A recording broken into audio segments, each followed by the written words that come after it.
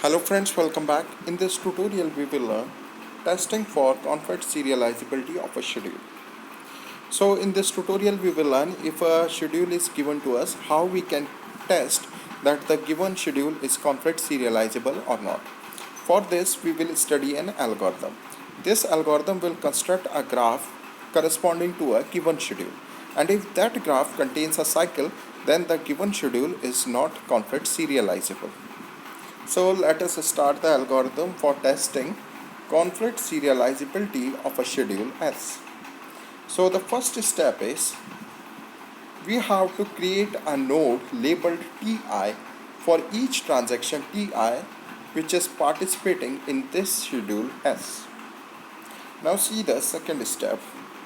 The second step says that if transaction Tj executes a read item X operation after transaction Ti executes a write item X operation, then we will create an edge from node Ti to node Tj. Now see the third step of the algorithm. If transaction Tj executes a write item X operation after transaction Ti executes a read item X operation, then we will create an edge from node Ti to node Tj in the graph. Now let us see the fourth step of the algorithm. So what the fourth step says, if transaction Tj executes a write item X operation after transaction Ti executes write item X operation, then we will create an edge from transaction Ti to transaction Tj.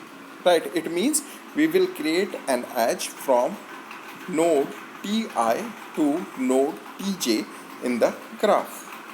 Right, when I say that we will create an edge from transaction Ti to transaction Tj, it means that we will create an edge from node Ti to node Tj in the graph. Now, the schedule S is conflict serializable if there is no cycle in the graph. If there is a cycle in the graph, then it means that the given schedule S is not conflict serializable. It will be more clear after this example. See this schedule A. This schedule A has two transactions, T1 and T2. So we will draw two nodes labeled as T1 and T2.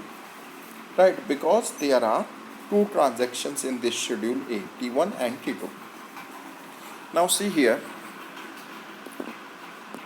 see this read operation of transaction T2. This transaction T2 performs read item X operation, and after that you can see transaction T1 performs write item X operation. So what we will do, we will draw an edge from node labeled T2 to node labeled T1. Right, now see these two operations.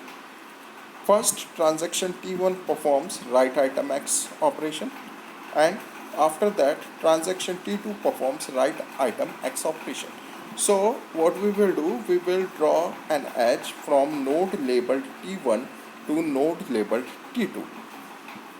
So now you can see that this graph contains a cycle. Therefore, this schedule A is not conflict serializable because there is a cycle in the graph.